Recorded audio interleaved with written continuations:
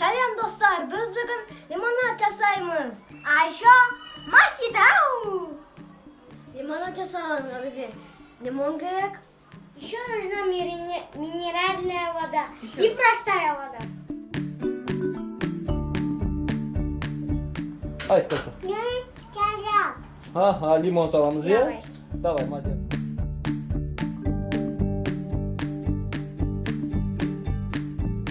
Енді газ алған суды құямыз.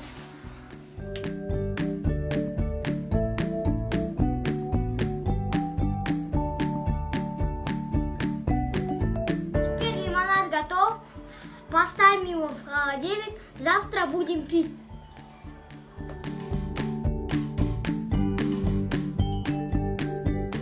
Теперь будем делать мохито. Вам не надо керек. Ага. Берем мята и ложим сюда.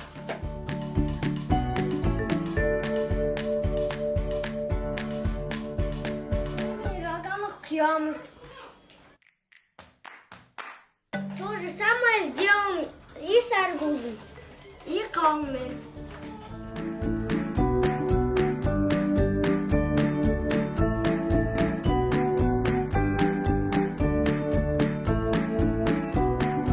Четыре варианта лимонада.